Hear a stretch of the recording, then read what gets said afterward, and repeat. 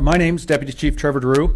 I'm pleased to be joined today by Ken Uzalak, Deputy Chief Operations at Calgary Fire Department, and Dorleen Hem, who is the Operations Coordinator for Animal and Bylaw Services.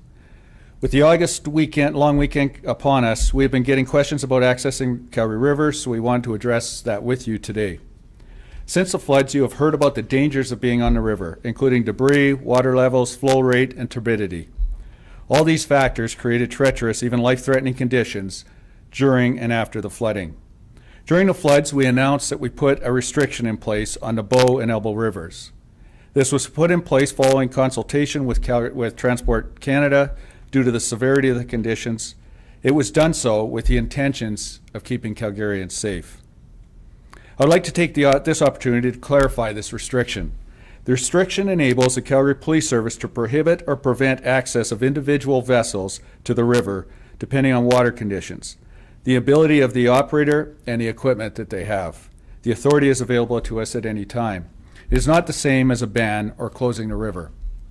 I recognize we have used these terms in the past, but following consultation with Transport Canada and a review of the legislation, we recognize that the use of these terms does not accurately reflect our authority.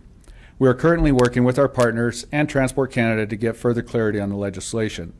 However, one thing is clear. Despite the water levels being significantly lower, anyone who decides to go on the river this weekend should exercise extreme caution. Please remember that due to ever-changing conditions and hazards, Calgary rivers demand respect. Individuals choosing to go on them should always take the proper safety precautions and follow all laws and regulations. Any vessel using the rivers must at the very least have life jackets, or PFDs, that are worn by all passengers as well as being done up, as well as having an attached sounding device such as a whistle, a buoyant heaving line, a throw bag no less than 15 meters long, and a baler container. Rafts should never be tied together.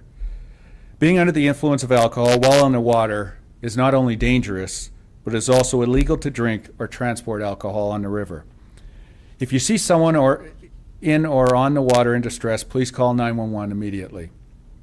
The Calgary Police Service, along with our partners, will be in the vicinity of the Bow and Elbow rivers over the weekend, ensuring anyone who chooses to be on the river has taken appropriate precautions. While our role involves both education and enforcement, I'd encourage anyone who is thinking about being on the river to know and prepare for the risks. We can write tickets and remove people from the river, but personal responsibility and awareness of the dangers is what's going to ensure that Calgarians remain safe over the weekend. I'll now ask Deputy Chief Uzalak to talk about the current river conditions as they exist right now. Thank you, Deputy Drew. Since the flood, there was a massive amount of water that went through Calgary and through the river systems, both on the Elbow and the Bow.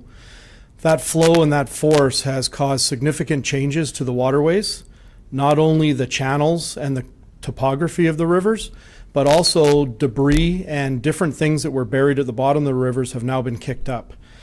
We have significant crews. Our boat crews, along with different city business units, have been assessing both the Elbow and the Bow rivers, documenting the debris and the damage and the hazards, and are in the process of developing plans to remove some of this. But a lot of those hazards aren't seen. They're not going to be things people are familiar with. And even though you may have been on the rivers the last few years and think you know where the river goes now, that has changed. The channels are different and the debris is significant. On the Elbow, there's still a lot of debris that came through the dam, that came with collapsed pedestrian bridges, cables. There's chunks of concrete. There's old bridge pilings on the Bow that have popped up the last week doing rescues for people that have not been able to avoid those. So there is a significant amount of danger that is still here as a result of the flood. As well with what regular users know, the rivers are always a safety concern. Even if you're well trained and well equipped, water poses a danger to everyone. So with that, we'd like to take any questions. Can you clear something up for my newsroom? People I work with are very confused. How come sometimes the rivers are closed for safety and they're open? Why wouldn't you just close it if there's a safety hazard? Well, and this is what we're working with Transport Canada on. There's a lot of question around can you actually close a river, or can you direct individual vessels off the river? We have the authority under the Canada Shipping Act and through Transport Canada to direct individual vessels off. Where the legislation isn't quite clear is, and needs to be clarified, and we're working with our partners in Transport Canada on that, is allowing or providing the opportunity to close a river. During an emergency, it's very simple. During the floods, of course, it was very easy. There isn't a single vessel that's around that would be safe on that river. However, when the emergency is over, then it really becomes dependent on the equipment that you have, the experience that you have as an operator, as well as the conditions of the water. So if you're talking now, you're saying certain boats, if you spot them, you shouldn't be on there. Can you give us an example of rafts or boats right now that you would say, I see you, get off there, it's not safe? Well, we're going to be looking at each case individually, and people really, and this is where we're saying, use your own common sense. You know your abilities. We don't know your abilities offhand. So you know that the guides that are going down the river, they've got a lot of experience. They're operating vessels that are very, very well equipped. They would probably be very comfortable on the river.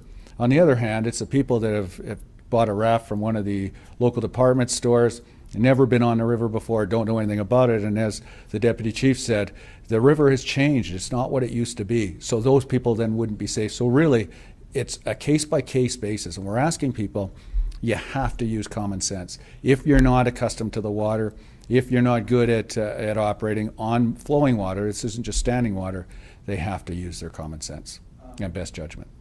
Mr. Uzola, can you speak to the amount of water rescues since you've reopened the rivers post-flood? Post-flood, the true rescues, and I call them true rescues because we get called out for a lot of things, but true rescues have been the last two that have been publicized by us.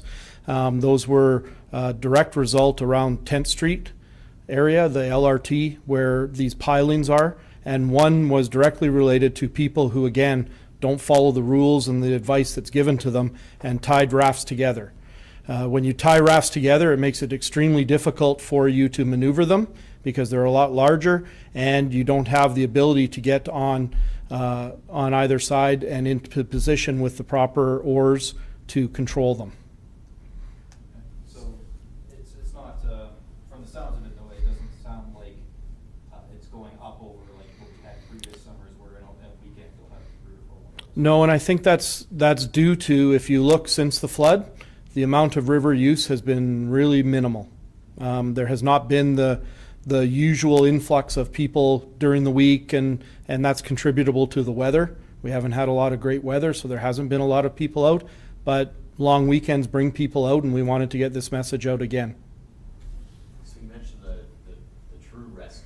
What are some of the obviously you've been called out to the water in other situations, so can you elaborate on what those have involved? Sure. The majority of those generally involve around the Harvey Passage area for people who are using the passage, or even throughout the rivers, fly fishermen. Unfortunately, sometimes this kind of a movement appears to people driving by on their car as people calling for help, and they phone 911.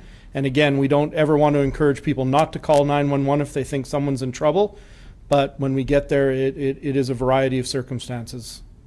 Do you have a recommendation right now on if somebody was choosing to take their boat on for a raft or vessel, whatever you want to call it, on the Bow or Elbow River? Is there one that is maybe in a little bit better shape right now than the? Well, the Elbow right now is extremely dangerous because of it's quite a small river and there's not a lot of maneuverability on it. With all the debris and the fact that it was significantly damaged, the banks were eroded quite a bit. If people were choosing to go on the river, I would say to use the Bow where you have more maneuverability. But again, any river you choose to use, your skill level and your equipment needs to match it. I suppose that's kind of one of the difficulties too, in a sense, correct me if I'm wrong, is because you have all that damage on the shorelines. You know, if they do get into trouble and manage to get themselves out of it, it puts yourself back in risk, given that you might not be able to climb back out. Absolutely, and there's sandbars where there didn't used to be sandbars. There's now no sandbars or islands where people expect that they are some that they can get to. channels have changed. So the flow of the river doesn't necessarily take you where it used to maybe be that nice, easy float down. It takes you into some different areas where you need to be able to control your vessel. And a lot of people don't know how to do that, especially if they've, as the deputy said, if they've gone and picked up one from the local department store and just filled it up and hopped in the river. So What's the flow rate like right now? Are we back to normal levels of flow rate, or are we still a little faster?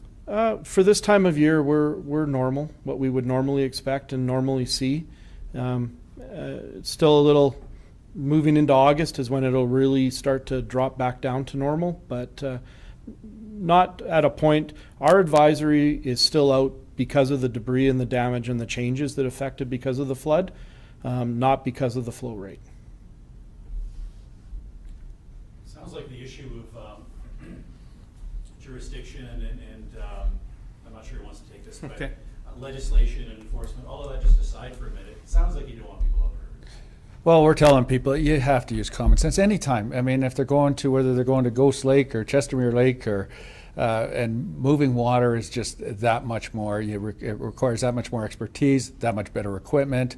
And so we're telling people use common sense. I mean, they're great places to be, but you have to be smart about it. I know that this is a quick one. I know Harvey Passage is a provincial thing, but we had a photographer down there today, and it's very exposed. It looks like the old weir now because of all the damage. Do you have any special advice for people that may be trying to navigate towards that area? Yeah, Harvey Passage has significantly changed from what it was designed to do and what it was engineered to do. River Right, which was supposed to be the Class 2 rapids, River Right doesn't even exist anymore as it did before the floods. River Right has moved and gone completely right into a whole new channel. So we don't know what the dangers are because Harvey Passage was engineered, and now that engineering's been changed. So we have asked the province to do an assessment on Harvey Passage. It was their project, and we're waiting for feedback from them as to what that looks like before we would want to comment on it. But yeah, definitely, I've been pretty vocal about my feelings on Harvey Passage and the danger it poses to people who are not well-trained and well-equipped paddlers. That has now been compounded more by post-flood.